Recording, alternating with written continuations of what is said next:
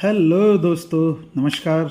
मैं Yogesh Gupta nice wellness management team की तरफ से आप सभी का हार्दिक स्वागत करता हूं। दोस्तों, जैसा कि आपको पता है कि नाइस वेलनेस की तरफ से नाइस वेलनेस कोच के लिए एक ट्रेनिंग का सेक्शन का आयोजन किया जा रहा है और ये करीब 2 माह तक चलेगा। विभिन्न बीमारियों को वीडियो के माध्यम से आपको बताया जाएगा, उनके कारण, उनके लक्षण और उनके समाधान के विषय में आपको विस्तार पूर्वक बताया जाएगा। आशा करता हूँ कि आप सभी बीमारियों के बारे में ध्यानपूर्वक सुनेंगे और उसको अमल में लेकर आएंगे। तो दोस्तों, नाइस वेलनेस कोच ट्रेनिंग के प्रथम चरण में सबसे पहले हम जिस बीमारी को लेने जा रहे हैं उस बीमारी का नाम है खांसी, जुकाम, बुखार और सिर दर्द। भारत के अंदर इन बीमारियों को बड़े साधारण रूप से लिया जाता है, बहुत हल्के में लिया जाता है, लेकिन देखने में आया है कि जब जब इस बीमारी को हल्के में लिया है, इसने बहुत गंभीर रूप धारण किया है। दोस्तों, सर्दी, खांसी, जुकाम, बुखार ये क्यों होता है, क्या इसके लक्षण हैं और क्या इसका समाधान है, आज हम इस पर चर्चा करेंगे। मैं समझता हूं कि आप लोग बड़ा ध्यानपूर्वक इसको सुनेंगे। दोस्तों, भारत के अंदर मुख्यतया सर्दी, खांसी, जुकाम के 2 कारण पाए गए हैं। पहला कारण बदलता मौसम, क्योंकि भारत के अंदर आपको पता है 3 ऋतुओं का आगमन होता है। जब जब भी ऋतुएं आती है, बदलती है, तो हमारे शरीर का वातावरण, हमारे शरीर के टेम्परेचर पर उसका प्रभाव होता है और सर्दी खांसी के रूप में वो हमें प्रभावित करता है। दूसरा जो कारण पाया गया है वो है बैक्टीरियल इन्फेक्शन। हमारे वातावरण में, हमारे वायुमंडल में बहुत सारे वायरस विद्यमान होते हैं और वह हमारे रेस्पिरेटरी सिस्टम के माध्यम से जब जब भी हमारे शरीर में प्रवेश करते हैं और हम लोग उससे प्रभावित हो जाते हैं। दोस्तों, जब ये बैक्टीरियल इन्फेक्शन हमारे शरीर में रेस्पिरेटरी सिस्टम के माध्यम से जब हमारे लंग्स में प्रवेश करता है तो हमारा शरीर उसको तुरंत रिएक्ट करता है खांसी और छींक के रूप में। जब भी हमको छींक आती है तो आप ये समझिए कि आपके शरीर के अंदर कोई बैक्टीरिया प्रवेश कर गया है और वह छींक के जरिए शरीर उसको बाहर निकालना चाहता है। दूसरा, जब खांसी होती है तो आप समझिए कि वो बैक्टीरिया आपके लंग्स तक पहुंच गए हैं। लंग्स तक पहुंचने के बाद जब हमें खांसी आती है तो बैक्टीरिया बाहर की तरफ आता है। ये हमारे शरीर का एक जो हमारे शरीर की प्रतिक्रिया है इस बीमारी के खिलाफ, वो है। दूसरा, जब मौसम बदलता है हमारे शरीर को प्रभावित करता है। मुख्यतः सर्दी के दिनों में हमें खांसी और जुकाम का ज़्यादा प्रकोप पाया जाता है। हम लोग जब जब भी मौसम बदलता है, मुख्यतः ये भी देखने में आया कि जब सर्दी नहीं होती तब भी हमको खांसी या जुकाम हो जाता है। उसका कारण है कि बदलता हुए मौसम में हमारा इम्यून सिस्टम गड़बड़ा जाता है और इस वजह से हमको वो सर्दी खांसी के रूप में उस बीमारी को देखने को मिलती है। अब आती है बात दोस्तों इसके समाधान की। कारण आपको पता लग गया, लेकिन मैं समाधान से पहले इसके लक्षण आपको बताना चाहूँगा। लक्षण में आपको जैसा पता है कि जब हमें जुकाम होता है तो छींक आती है और लंग्स प्रभावित होते हैं तो हमको खांसी आती है। खांसी आपको मैंने बता ही दी है कि जब जब भी हमारे को लंग्स में हमारा कोई बैक्टीरिया पहुंच गया तो हमको खांसी प्रभावित करती है। बुखार होने का एक जो कारण है वो जब भी कभी बैक्टीरिया हमारे शरीर में प्रवेश करता है तो वह हमारे अंगों को जकड़ता है, किसी न किसी ऑर्गन को वो जकड़ता है। तो हमारा शरीर उसको भी मारने के लिए जब अपने शरीर का टेम्परेचर बढ़ा देता है तो हमें बुखार के रूप में देखने में आता है।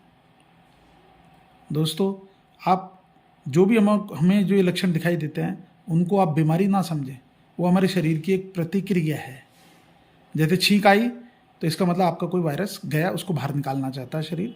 इसके अलावा जैसे खांसी आती है तो समझ लीजिए कि आपके लंग्स में इन्फेक्शन हुआ है, उसको शरीर हमारा बाहर निकालना चाहता है कफ के रूप में।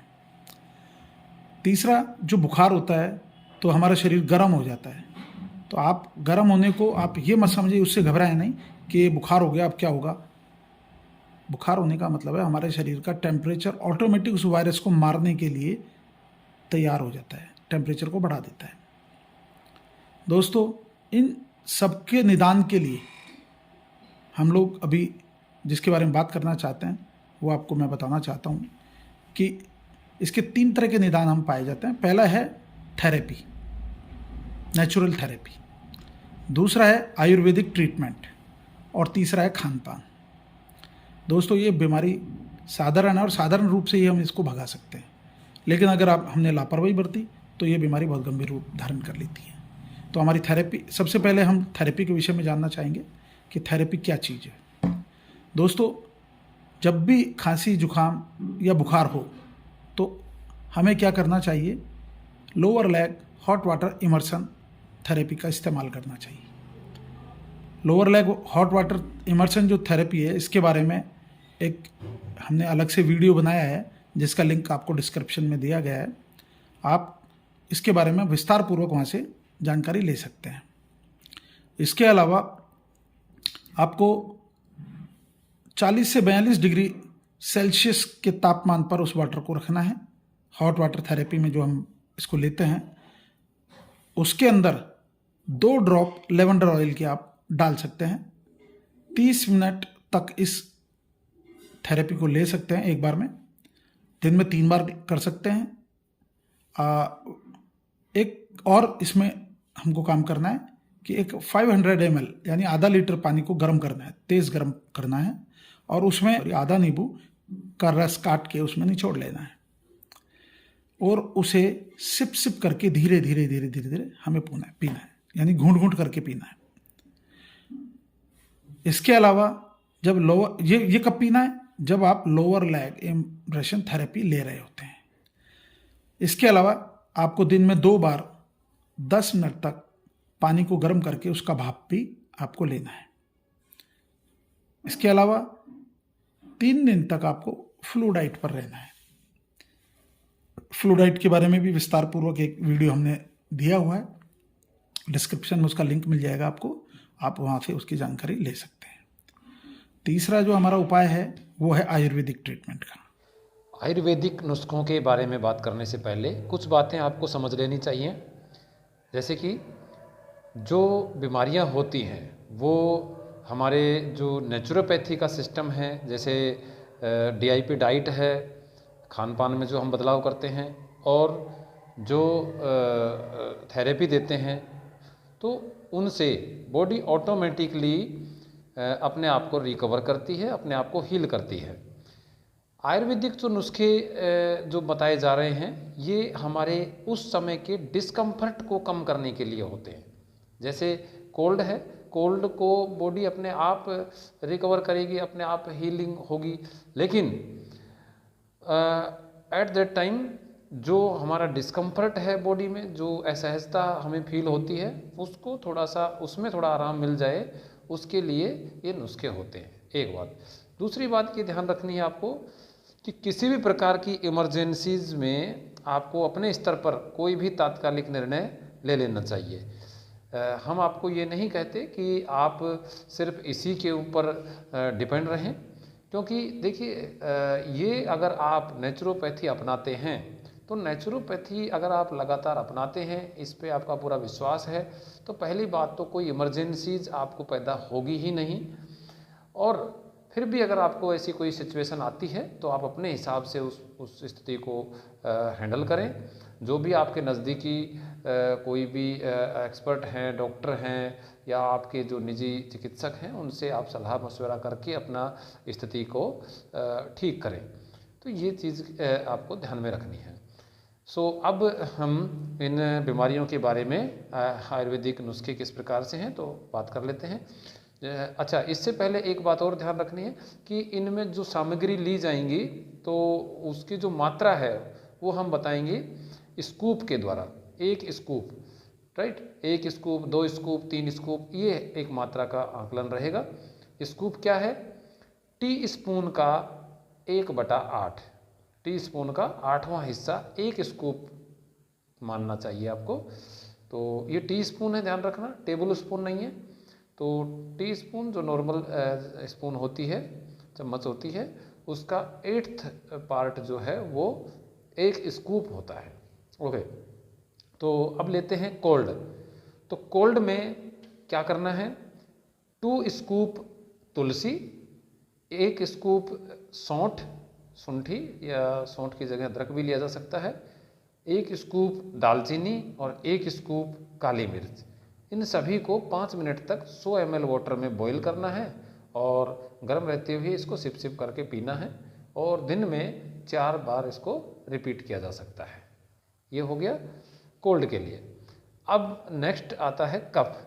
तो कफ में क्या करना है, कफ में लेना है आपको एक मुलेठी जो आती है, मुलेठी, उसका चूर्ण लेना है।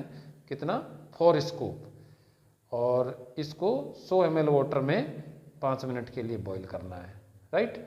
और वही इसको धीरे धीरे करके गर्म रहते हुए ही इसको पीना है और दिन में 3 बार इसको रिपीट कर सकते हैं। थर्ड डिजीज़ लेते हैं फीवर।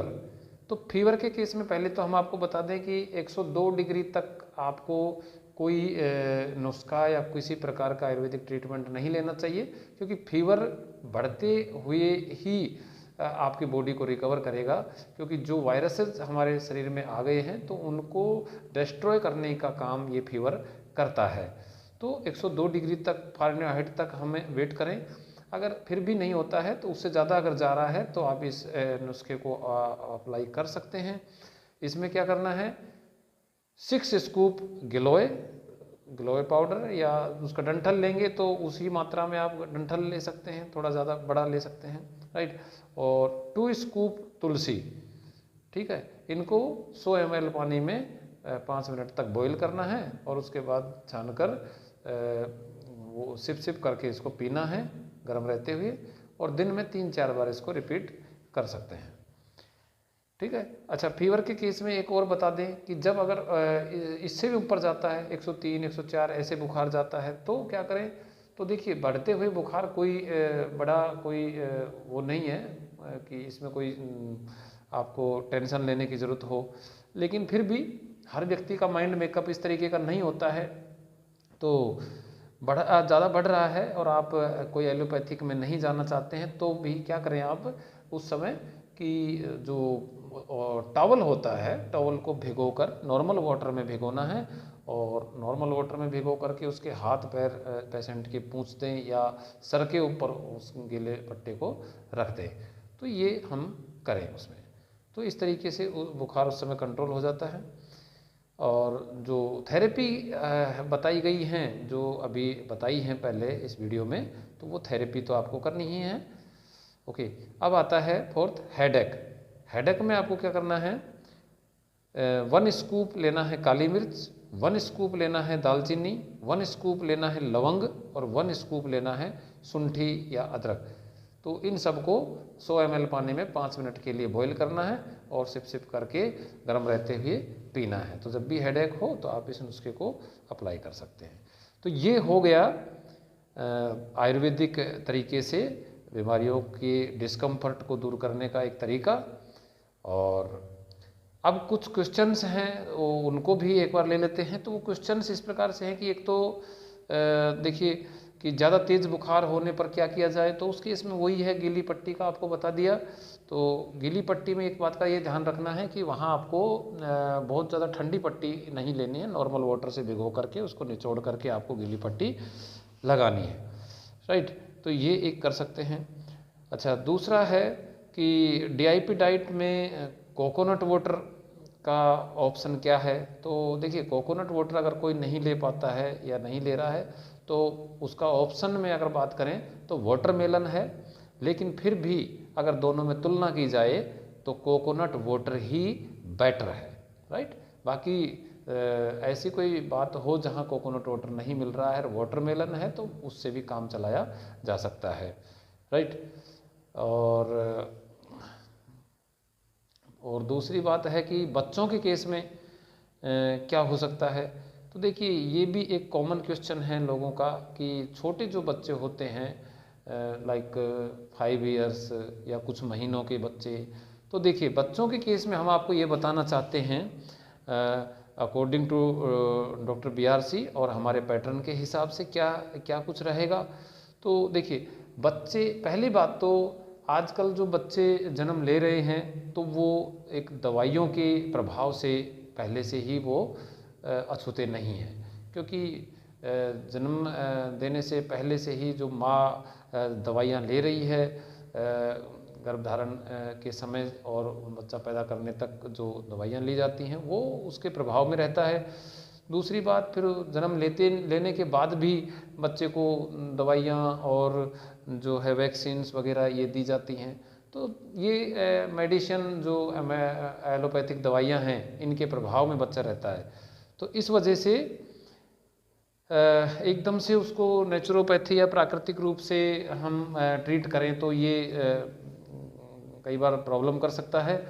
तो इस केस में देखिए, आप पूरी तरीके से अगर नेचुरोपैथी पे हैं और माँ जो है बच्चे की वो भी पहले से नेचुरोपैथी पे ही रही है, सारी बातें हैं, तो टेंशन लेने की ज़रूरत नहीं है फिर उसमें, क्योंकि जैसे ही बच्चे को कोई प्रॉब्लम होती है वो माँ का दूध पीने मात्र से ही वो ठीक हो जाता है।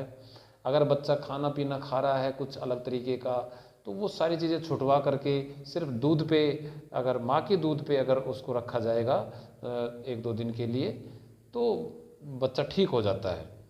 लेकिन अब चूँकि सभी चीज़ें दवाइयाँ और मेडिसिन के प्रभाव में बच्चे हैं पहले से ही, तो अब उस केस में देखो ये किया जा सकता है कि देखो छोटे बच्चे जो हैं, पहली बात तो उनको जो है गाइडलाइन में रहना चाहिए जो एक्सपर्ट्स होते हैं, जैसे कि जो प्रैक्टिकल किए हुए जो एक्सपर्ट्स हैं, जो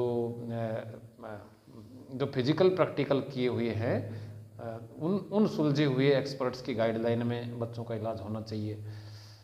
सिर्फ थ्योरेटिकल नॉलेज वाले बच्चों के उसमें ना पड़ें। दूसरी बात है कि DIP डाइट में अब जैसे कोकोनट वाटर है तो बच्चे आराम से पी सकते हैं, ऐसी कोई बात नहीं है। उनको चम्मच से पिलाया जा सकता है। कोकोनट वाटर बिल्कुल निरापद है, उसका कोई दुष्प्रभाव नहीं है, कोई साइड इफ़ेक्ट नहीं है। तो कोकोनट वाटर पे अगर आप बच्चे को रखेंगे तो ठीक रहेगा। वैसे नहीं पीता, चम्मच से आप एज ए मेडिसिन आप उनको पिला सकते हैं तो ठीक होगा, राइट। तो इस तरीके से है, बाकी तो एक्सपर्ट्स के गाइडलाइन में ही ज़्यादा बेटर रहेगा। और इसमें क्वेश्चन क्या हो सकता है, देखिए अच्छा एक क्वेश्चन ये भी है कि जैसे फीवर होता है लोगों को, तो उस समय जैसे 3 डेज फ्लू डाइट चलानी है, ठीक है, तो लोग 1 दिन तो फ्लू डाइट चलाते हैं, उसके बाद में वो अपने नॉर्मल रूटीन पे आ जाते हैं। तो देखिए 3 दिन की फ्लू डाइट चलाना कोई ज़रूरी नहीं है। अभी आजकल जो ये थेरेपी का जो हमने सिस्टम चलाया है, तो थेरेपी के साथ में 3 दिन कोई बहुत ज़रूरी नहीं होता है। 1 दिन में भी अगर वो रिकवर हो जाता है तो वो सेकंड डे से नॉर्मल डाइट पे आ जाए और अपने तरीके से कुछ हल्का हल्का कुछ खाने लग जाए, जो भोजन वो लेते हैं उस तरीके का, तो भी चल जाएगा। देखो वो पेशेंट को अपनी बॉडी पे देखना पड़ेगा। अगर उसकी बॉडी इजाज़त कर रही है खाने के लिए तो कोई नहीं, खाने दिया जाए। लेकिन अगर बॉडी में फीलिंग अभी भी गलत आ रही है और बार बार उसको फिर से lower leg hot water immersion देना पड़ रहा है, या उसको फीलिंग गलत आ रही है, थकावट हो रही है और शरीर टूटा टूटा हो रहा है, तो फिर उसको फ्लू डाइट पे रहना ही होगा। उसका कोई दूसरा ऑप्शन नहीं है। अदरवाइज थेरेपी लेने के बाद में रिकवर हो जाता है व्यक्ति और सेकंड डे उसको ज़्यादा डाइट वगैरह की ज़रूरत नहीं पड़ती है। और फिर भी अगर करता है 2-3 दिन के लिए तो बेटर ही होगा। तो ये रहा, राइट। और एक क्वेश्चन है कि हेडेक किस कारण से होता है। देखिए हेडेक के जो कारण हैं वो बहुत कारण होते हैं। हमारे बॉडी को कंट्रोल करने वाला हमारा हेड है, तो इवन बॉडी ही नहीं, हमारे मन में भी अगर कोई दिक्कत होती है, मन हमारा प्रसन्नचित नहीं है तो भी हेडेक का कारण बनता है। कोई टेंशन है तो हेडेक का कारण बनता है। तो देखिए हेडेक बहुत कारणों से होता है। पूरी शरीर में कहीं भी पेन है, कोई जकड़न है, कोई किसी प्रकार की कोई असुविधा असहजता है तो हेडेक का रूप लेगा, राइट। तो अब यहाँ जो हम हेडेक की बात कर रहे हैं ये है जो फीवर से, कोल्ड से, इससे जो हेडेक होता है उस हेडेक की यहाँ बात की जा रही है। बाकी अगर आपको टेंशन से कोई हेडेक हो रहा है तो हमारा जो 2 मिनट ऑयल आता है उसको आप सूंघेंगे तो सूंघने मात्र से वो ठीक होगा। और टेंशन को थोड़ा सा रिजोल्व अपने तरीके से भी करें, सब कुछ ईश्वर पे, परमात्मा पे छोड़ दें।